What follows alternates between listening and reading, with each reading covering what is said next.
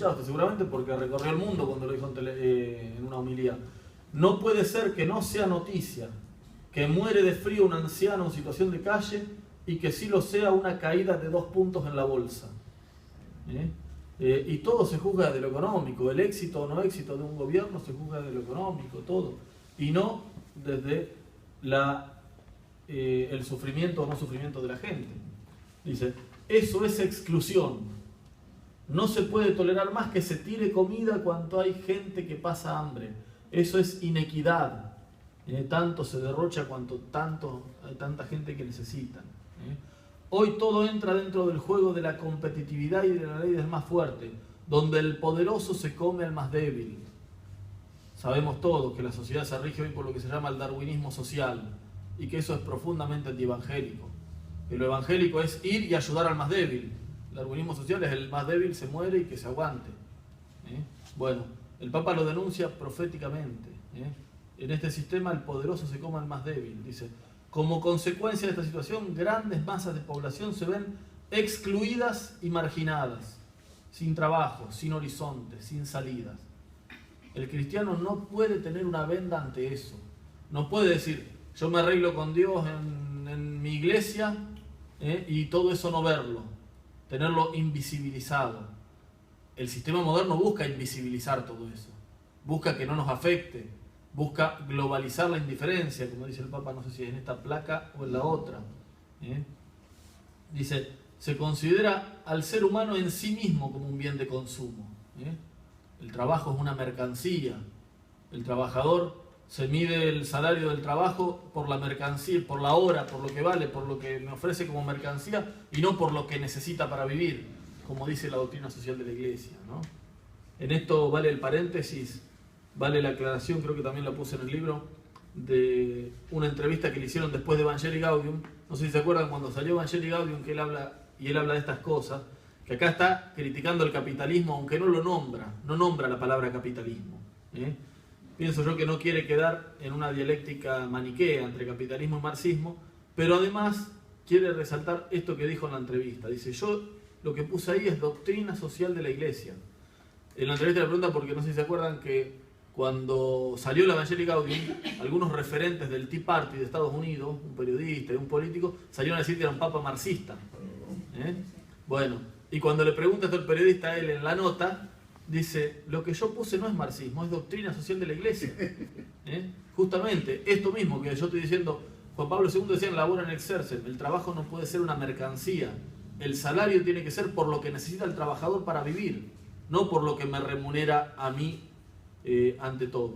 Bueno, eso mismo que no se aplica, que la sociedad moderna está lejísimo de aplicarlo, es doctrina social de la Iglesia.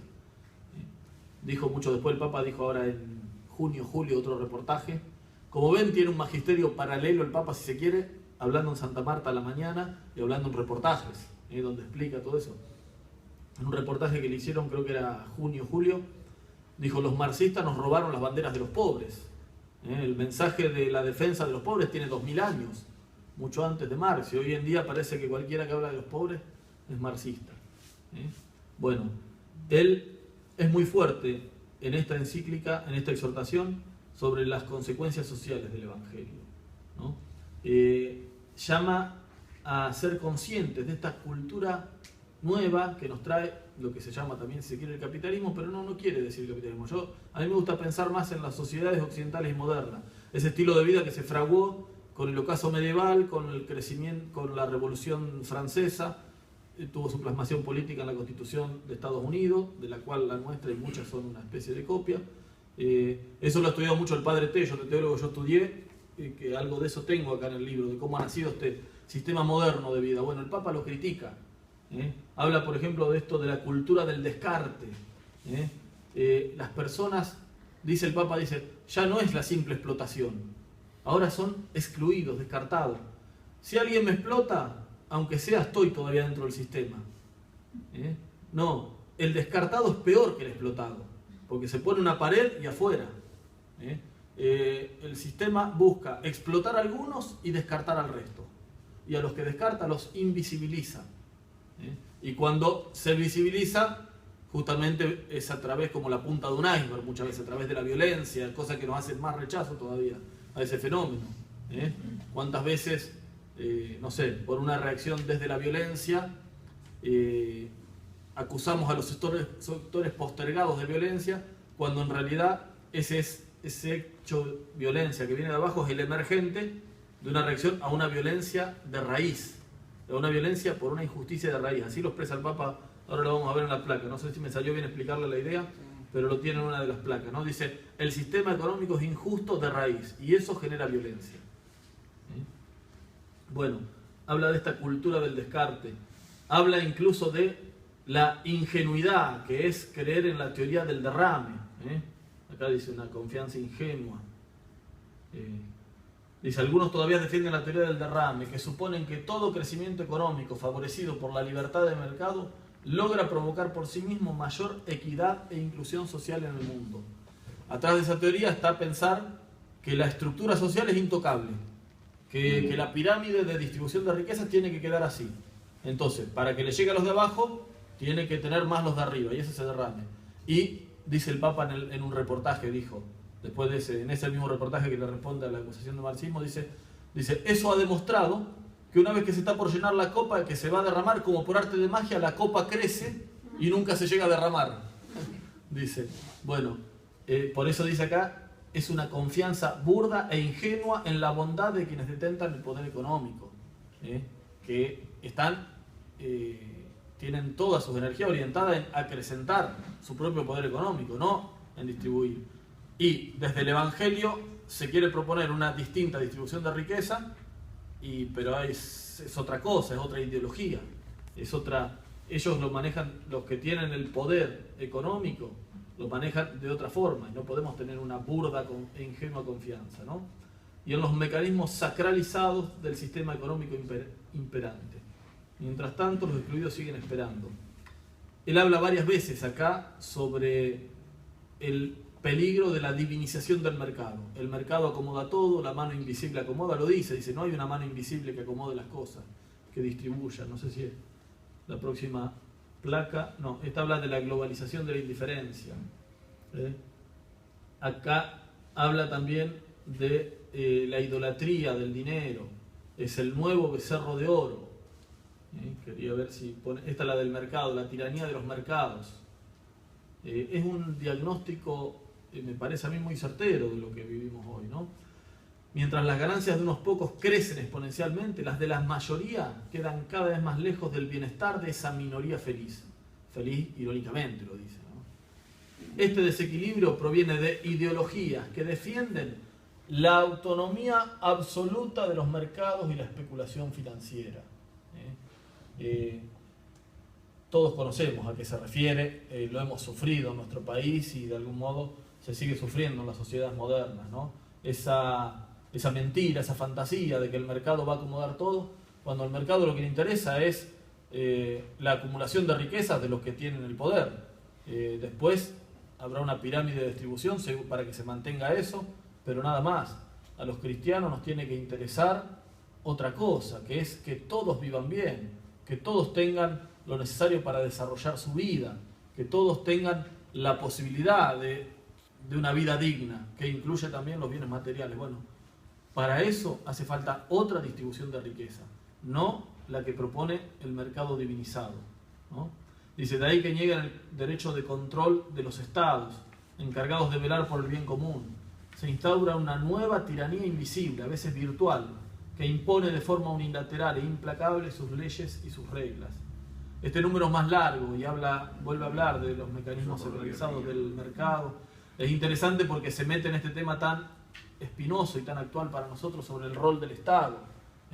Un Estado frágil que maneje en todos los mercados, o en la otra punta un Estado que diluye el poder del privado y se vuelve un colectivismo estatista. El equilibrio entre los dos tan difícil que ha sido, no sé si decir en nuestro país, en América Latina, no sé si decir en el mundo, pero bueno, ni una cosa ni otra, ni el mercado absolutizado ni el Estado absolutizado, pero un Estado que vele por el bien común y que haga fuerza por una distribución de riquezas que deforme la distribución de riqueza que propone el mercado.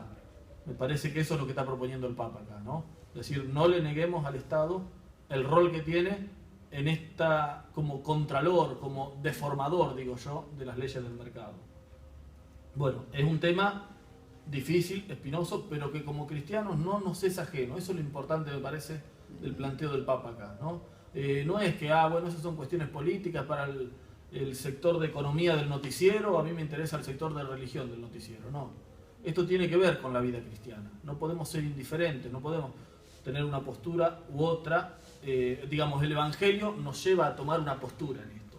El Papa tiene una postura, la expresa claramente. Explica también esto que decía antes, de que la desigualdad genera violencia. La persona, cuando son millones de personas los que ven que no tienen posibilidad para desarrollar dignamente su vida, para darle de comer a sus hijos, cuando ven las dificultades que hay, y alguno va a buscar la salida violenta. A mí no me gusta unir pobreza con criminalidad, y yo no quiero unirlo, pero sí hay que reconocer que cuando hay millones presionados por un sistema que no les deja lo mínimo, bueno, va a haber algunos que reaccionen por el lado de la violencia. Personalmente pienso que nuestro pueblo es tan cristiano y tan pacífico que es insignificante la reacción que hay comparado con la pobreza y la postergación que tiene América Latina en 5 siglos. No nos olvidemos que la pobreza nuestra no es de hoy, no es de 1 año, de 2 años, de 10, de 20, de 50. Nuestro pueblo más pobre hace 5 siglos que viene dominado en una estructura de distribución de riquezas donde una élite goza de muchos beneficios y estoy pensando en la sociedad colonial, ¿no? Y los indios, los mestizos eran pobres y dominados con una brecha muy grande. Después vino la inmigración, vino cierta clase media en el siglo XX, pero esa injusticia estructural sigue y son millones los que están oprimidos. Bueno, eso genera violencia, dice el Papa. Hoy en muchas partes se reclama mayor seguridad. Está respondiendo hacia los reclamos de seguridad que muchas veces tenemos legítimamente, ¿no? Dice, pero hasta que no se reviertan la exclusión y la inequidad dentro de una sociedad y entre los distintos pueblos, será imposible erradicar la violencia. Está diciendo, la violencia se erradica con inclusión, con equidad. Clarito lo dice, ¿no? Se acusa de la violencia a los pobres y a los pueblos pobres, pero sin igualdad de oportunidades, las diversas formas de agresión y guerra encontrarán un caldo de cultivo que tarde o temprano provocará su explosión. La injusticia genera eso. Ya lo decía, bueno, todas las encíclicas sociales dicen esto, ¿no? La paz brota de la justicia. Sin justicia no hay paz posible. Lo dice más adelante, ahora lo vamos a leer. Dice, esto no sucede solamente porque la inequidad provoca la reacción violenta de los excluidos del sistema, sino porque el sistema social y económico es injusto en su raíz. Con todas las letras. Más claro, echarle agua, ¿no? El sistema social es injusto en su raíz y eso genera violencia. Y habla también contra la mentira, que son ciertas propuestas de, entre comillas, mano dura. El título ese es mío, de mano dura, él no habla de mano dura. Pero muchas veces, para granjearse simpatía política o por lo que sea, muchos buscan esa salida fácil como propuesta. Diciendo, esto en 6 meses se arregla, metiendo 1000 patrulleros, haciendo un cerco, poniendo lo que sea. Y esto no se arregla así, se arregla con años de inclusión, de equidad. Eso es lo que propone el Papa, lo explica y dice, los mecanismos de la economía actual promueven una exacerbación del consumo, pero resulta que el consumismo desenfrenado unido a la inequidad es doblemente dañino al tejido social. Esta es una idea muy interesante. Es un cóctel explosivo. Armar una sociedad que pone la felicidad en el consumo de bienes y tener millones de personas a las que se le predica esa felicidad, pero no tienen el acceso a los bienes. ¿Cuántos chicos con la televisión, con la internet, viven soñando que su felicidad es estas zapatillas, esta Play, esto, aquello, y se chocan contra la pared de saber que no lo pueden tener? Es un cóctel explosivo eso. Un consumismo desenfrenado unido a la inequidad. Es doblemente dañino del tejido social. Así, la inequidad genera tarde o temprano una violencia que las carreras armamentistas no resuelven ni resolverán jamás. solo sirven para pretender engañar a los que reclaman mayor seguridad. Nos avisa a nosotros que muchas veces nos engañamos, y es cierto que ante el hecho dramático, cuando uno le pasa, a alguno le habrá pasado, le pasa a un pariente, lo primero que uno pide es mano dura. Pero para hablar, y justamente para el caso concreto es lo que hace falta seguramente, que el ladrón esté preso. Pero para hablar de solución verdadera, tiene que ser a mediano o largo plazo y tiene que ser con equidad social, que es lo que falta. Dice, estas propuestas armamentistas solo sirven para pretender engañar a los que reclaman mayor seguridad. Como si hoy no supiéramos que las armas y la represión violenta, más que aportar soluciones, crean nuevos y peores conflictos. Pequeño paréntesis, yo a cada persona que me dice que se va a comprar un revólver para tener en la casa, le digo, lee las estadísticas, que la mayoría de las muertes por armas son por mal uso del arma que se tiene en la casa, por pelea entre familiares, por peleas entre vecinos. Cuando una pelea que hubiera terminado con una piña, si tiene un revólver y ya la persona está loca, va y le pega un tiro. Bueno, están las estadísticas, hay más muertes de bala por ese tipo de situaciones que por hechos delictivos. Bueno, lo que dice el Papa acá, ¿no? La carrera armamentista crea más problemas más que soluciones, ¿no? La paz social, entonces dice, no puede entenderse como un irenismo o como una mera ausencia de violencia lograda por la imposición de un sector sobre los otros.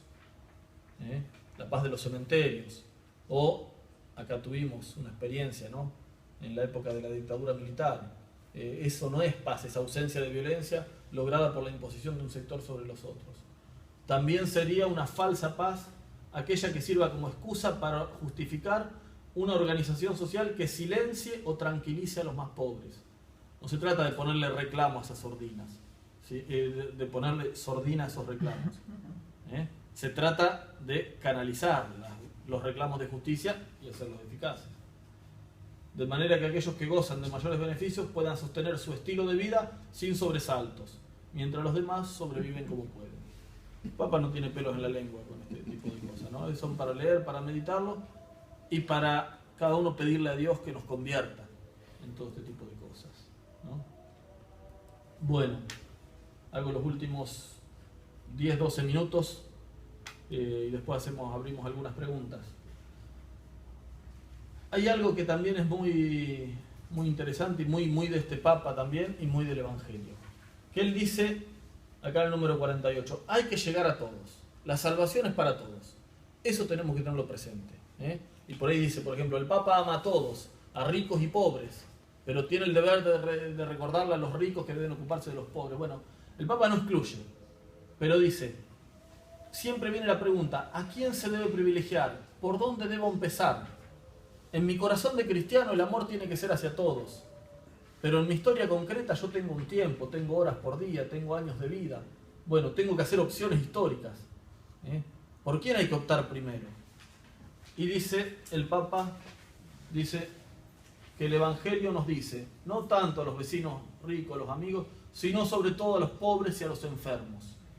No deben quedar dudas ni caben explicaciones que debiliten este mensaje tan claro.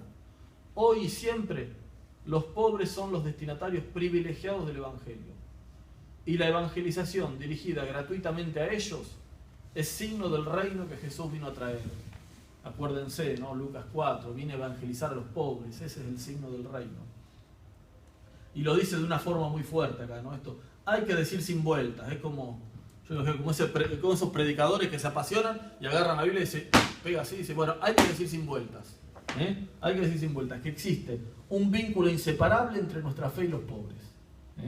No puedo decir, yo amo a todos los prójimos, pero por una cuestión de sensibilidad me dedico más a los universitarios y no quiero ver a un pobre. Puede ser que yo me dedique más al universitario por lo que sea, pero si desprecio al pobre, no estoy siendo fiel a mi fe. Hay un vínculo inseparable entre nuestra fe y los pobres, dice el Papa. Nunca los dejemos solos. Y esa opción es una opción por los pobres reales. Nos previene el Papa sobre no espiritualizar esto. Es cierto que se puede hablar desde la Biblia y de toda la tradición cristiana de pobreza de espíritu, se puede hablar de los enfermos como pobres, del pecador como pobre. Bueno, pero el Papa acá se está refiriendo a los pobres concretos, a los pobres considerados socialmente tales. Todo el tema de los pobres lo pone en el capítulo 3, creo que es, el capítulo 4, que se llama la dimensión social de la evangelización. Él cuando dice todo esto de que la evangelización tiene consecuencias sociales, dice, esto tiene muchos temas, pero especialmente voy a tratar de dos. La paz, ese tema que tanto le preocupa al Papa, y la inclusión social de los pobres. Bueno, en ese contexto, él presenta toda esta doctrina de la opción preferencial de la Iglesia por los pobres, refiriéndose al pobre real. ¿Y de dónde nace esta opción? No es porque al Papa se le ocurre, no es porque nació en Latinoamérica donde hay muchos pobres, no es porque tiene una sensibilidad para ahí, no. Nace de que Cristo hizo esa misma opción. Porque Cristo fue pobre. Cristo se hizo hombre, pero también se hizo pobre. No nació en el palacio de Julio César, como podría haber nacido. No fue educado por Aristóteles, como fue educado Alejandro Magno. Nació en un pesebre donde nacían los hijos de los pastores. Estuvo en un pueblito, lo dice por ahí el Papa, en un pueblito perdido de la periferia de un gran imperio. Bueno, esa es la forma que tuvo Dios de la salvación. Empezó por lo que el mundo desprecia. Por eso el cristiano tiene que empezar por ahí. Por eso la preocupación por los pobres nuestra brota de nuestra fe en un Cristo que es pobre también. Fíjense como lo dice varias veces en la exhortación, pero acá en este número, por ejemplo. De nuestra fe en Cristo hecho pobre y siempre cercano a los pobres y excluidos, brota la preocupación por el desarrollo integral de los más abandonados de la sociedad. Ve que no habla de los pobres de espíritu, habla de los más abandonados de la sociedad. Cada cristiano y cada comunidad están llamados a ser instrumentos de Dios para la liberación y promoción de los pobres, de manera que puedan integrarse plenamente en la sociedad. Esto supone que seamos dóciles y atentos para escuchar el clamor del pobre y socorrerlo. Fíjense que el Papa, yendo, si se quiere, a la raíz, a lo más profundo del Evangelio, no tiene miedo en poner de relieve lo importante de esto. Y digo no tiene miedo porque, por ejemplo, habla de liberación, una palabra que la hemos escuchado como mala palabra. Yo hice el seminario en los 90 y era mala palabra hablar de liberación. Hablar de pobre más o menos. Pero bueno, y él no tiene miedo, ¿no?, de escuchar el clamor del pobre. Bueno, ¿por qué? Porque hubo corrientes que sembraron miedo sobre todo lenguaje distinto. Bueno, el Papa no tiene miedo en eso. Y dice, el Evangelio nos llama a eso. Y no lo dice acá, pero es algo que se deduce de la opción por los pobres. Lo estudió el Padre Tello, yo lo tengo trabajado en un libro. La opción por los pobres no es una opción optativa. Es como la opción por Cristo. Para el cristiano, la opción por Cristo es una opción libre, porque yo soy libre de abrirme a Cristo. Pero no es optativo para ser cristiano, es una opción libre, pero de algún modo moralmente obligatoria. Bueno, en esa misma línea está la opción por el pobre. Lo dice más adelante en el 195, cuando habla de cierto criterio de autenticidad de la vida cristiana. Pone el ejemplo de Pablo, cuando se acercó a los apóstoles de Jerusalén para discernir si corría o había corrido en vano. El criterio clave de autenticidad que le indicaron fue que no se olvidara de los pobres. Y fíjense cómo lo aplica el Papa. Fíjense que bien aplicado está, ¿no? La belleza misma del Evangelio no siempre puede ser adecuadamente manifestada por nosotros. Es tan grande la belleza del Evangelio, es tan grande, es tan completo como nos tendría que tomar el Evangelio, ser santos completamente, que es cierto que no todos podemos manifestar todos los aspectos del Evangelio. Ojalá seamos San Francisco de Asís, que todos dicen que lo encarnó tanto el Evangelio. Bueno, algún aspecto encarnamos más, otro menos, de algún lado renguea uno, otro renguea de otro lado. Bueno, pero de todos los aspectos del Evangelio hay uno que no puede faltar, dice. Dice, hay un signo que no debe faltar jamás. La opción por los últimos, por aquellos que la sociedad descarta y desecha. Está diciendo, esto que yo decía recién, la opción por los pobres no es optativa. Está diciendo, el que desprecia a los pobres no puede ser cristiano. esto tiene que llamarnos a la conversión. ¿Por qué? No porque seamos mala gente que despreciemos a los pobres, porque por ahí no los despreciamos conscientemente. Pero estamos en un sistema social que los discrimina, que los invisibiliza, y somos cómplices inconscientes muchas veces de eso. La discriminación para mí es un ejemplo claro de un mecanismo que tiene la sociedad moderna para autodefenderse, para mantener esta estratificación social, para narcotizar la conciencia. Porque en una sociedad, aún sin el recurso a la religión, mucha gente se podría dar cuenta de que no está bien la injusticia social, de que no está bien que haya millones que no tengan lo básico cuando hay muchos que les sobra muchísimo.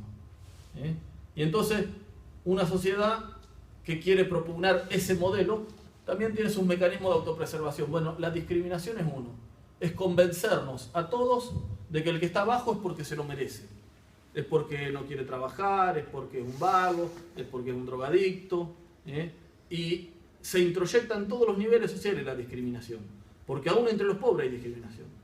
Y es como un método de mantener la conciencia. Entonces yo, que estoy un poquito más arriba, me encuentro una respuesta ante eso que me revuelve las tripas. Hablo de ser humano, ni siquiera como religioso, de ver que una persona revuelva un tacho de basura para comer, eso que es inhumano. Bueno, yo tengo que tener una respuesta.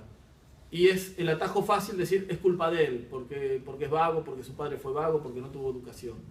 Es más difícil decir, soy parte de un sistema injusto que lo pone en ese lugar y yo estoy gozando indiferentemente, estoy gozando de los beneficios de estar en esta historia herida por el pecado, gozo de los beneficios de estar más arriba y sin comprometerme con la necesidad del otro.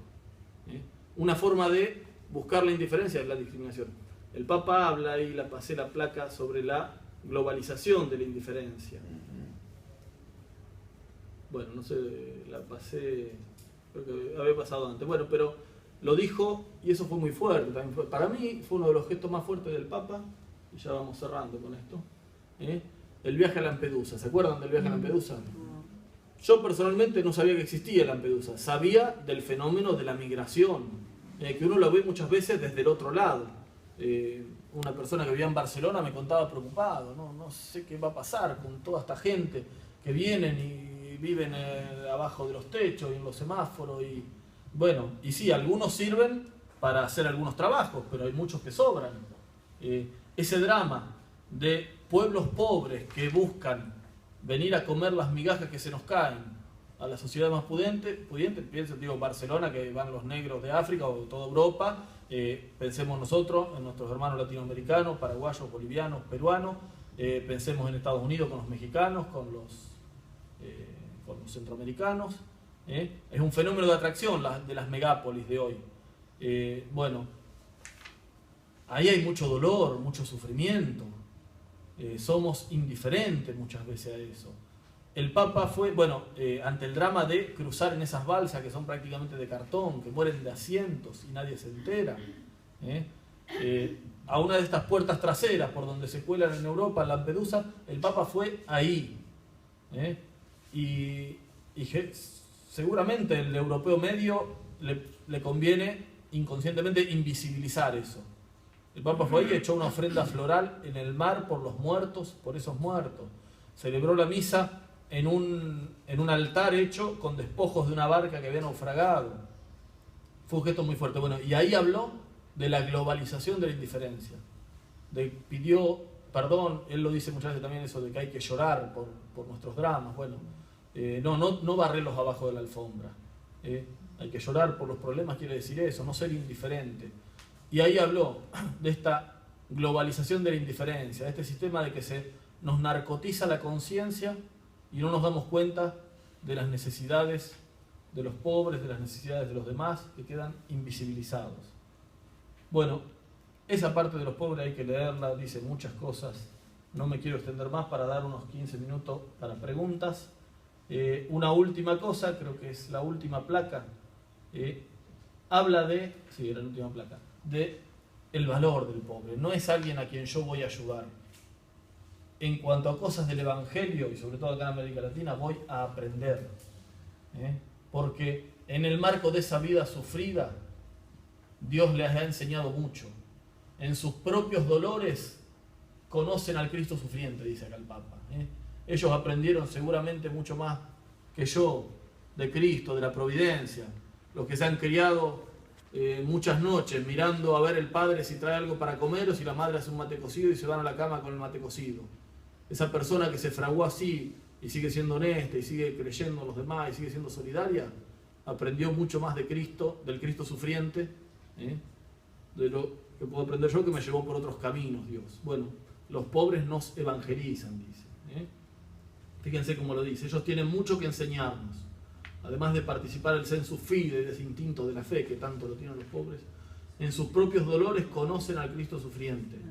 Es necesario que todos nos dejemos evangelizar por ellos.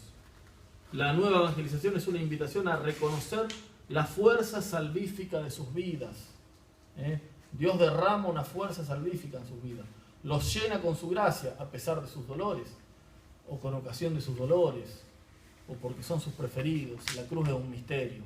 Ahí es un misterio que solo ante la adoración podemos contemplarlo, ¿no?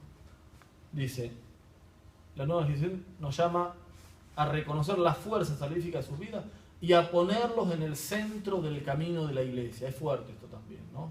Dijo cómo quisiera una iglesia pobre para los pobres. Bueno, ponerlos en el centro del camino de la iglesia. Bueno, me parece que son muchos los temas de Evangelii Gaudium, pero que este tema, estos dos últimos temas sobre ser conscientes de la sociedad cimentada en la injusticia en la que vivimos y de la necesidad del amor al pobre como parte de la verdad evangélica, esos dos temas son centrales en la enseñanza de Francisco y son semilla de cambio. Son semilla del cambio que está pidiendo Francisco. Un cambio que se dará por gracia de Dios, creyendo en que Dios realmente actúa, como comentábamos ahí con alguien en el recreo. El cambio que fue de la iglesia del principios del 2012 a lo que fue 6 meses después es increíble. Es para creer que el Espíritu actúa, ¿no? Lo que se dio, la conjugación de hechos, que renuncie un papa, que elijan a otro, alguien como Bergoglio, que tenga esto, bueno, Dios actúa. Creer en eso y bueno, siguiendo las líneas que nos marca el Papa. Bueno, son las 10. Si quieren charlamos un poco, diálogo, preguntas, 10-15 minutos más.